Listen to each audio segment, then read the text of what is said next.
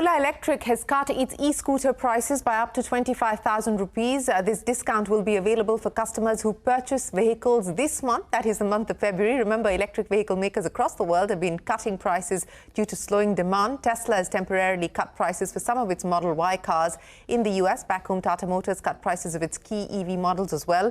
And Ola has been offering discounts for the last few months. Joining us now to take this conversation forward is Ola Electric's Chief Marketing Officer, Anshul Khandelwal. Anshul, many thanks for joining us.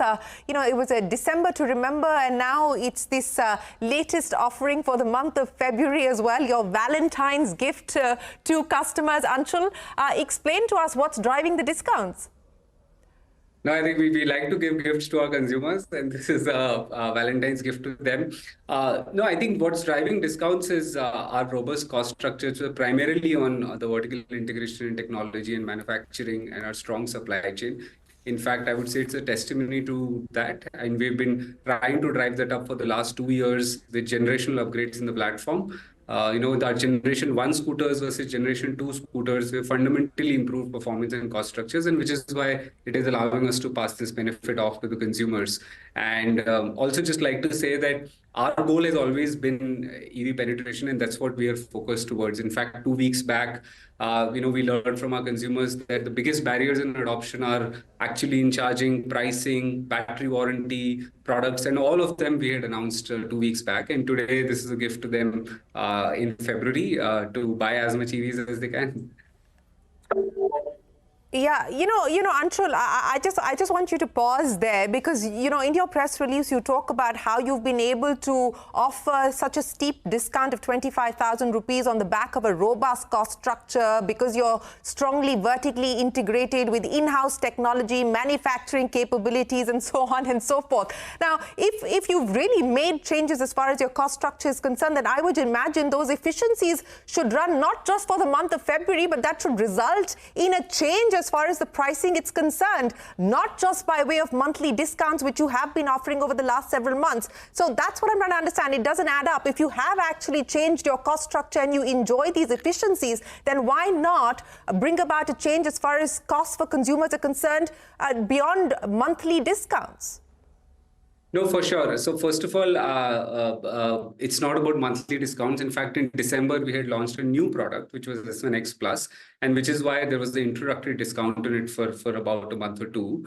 And today, this is specifically for February for a reason that we will obviously structural cost reduction will also happen, and post there is more clarity on things from other perspectives as well. And as we go along in our journey, there will be structural movements as well. But for now, it made sense to see how consumers react to such prices, to see how EV penetration increases. And with time, definitely, I think it makes for a structural cost change as well and pass it on to the consumers.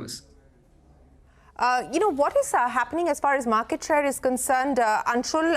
Of course, Ola continues to be the market leader, but we are seeing the incumbents, especially the likes of TVS, etc., gain market share quite rapidly. What is the current market share as per Vahan? If you can share that with us. I'm given to understand Ola now stands at about 30%, TVS almost 21%.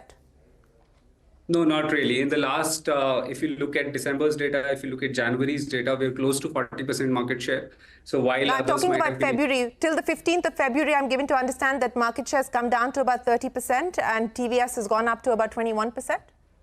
So monthly numbers obviously add up at the end of the month, and Vahan registrations build up towards the end of the month. We have a lot of demand which might not have been registered till now, and at the end of the month is the right time to actually look at market share. If you look at past months trends also, so typically towards the end of month, a lot of registrations always happen depending upon what kind of models people have. But in December and January, we have, and we're very confident that we'll maintain our market share even now. And while others would have been increasing, we've been leaders for the last 18 months. And actually, if you look at our market share, it has gone from 30 to 40%. So I don't see a reason why others might have been catching up, but we have been the leaders and we'll remain so.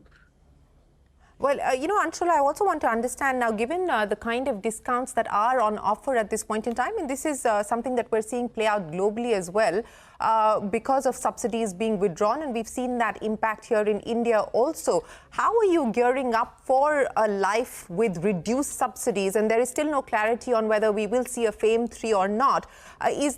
How much pressure is that putting on sales at this point in time? And how are you going to mitigate that risk? How much money, for instance, are you losing per vehicle today? So two things, Shireen. One, we are an Indian company. We sell in India. I don't know what is happening. Obviously, globally, the environment is very different. But in India, two-wheeler EV sales, as you would see in the data, is actually very robust. And I see that India is actually moving very differently from the world, number one. Number two, we have been preparing for a scenario where FAME will not exist in the last 1.5 to 2 years. And that is why I pointed out to the generational upgrade of the platform, which reduced the cost considerably for us in the generation 2. So we, in all our pricing strategy, we always keep in account that FAME will not be there forever. And which is why the investment in in-house battery, in-house motor, and vertically integrated manufacturing at scale, which can now produce almost our capacity is 1 million units in the factory. So we have always been prepared for this scenario and absolutely not perturbed by the fact that FAME may or may not exist. And right now, given the prices, even if it does not exist, it makes for an extremely competitive price for the consumers as compared to the petrol vehicles. So don't see a reason why FAME will change the EV adoption trajectory at all. You didn't answer the question on how much you're losing per vehicle today. We are not, like I said, it's actually, if we are able to do so, it actually shows the strength. And you'll see that obviously numbers which I can't reveal right now, but the fact that we're doing it shows the strength in the cost structure. So what should consumers expect in March, Anshul? What should consumers expect in March? 20,000, 25,000, what is it going to be?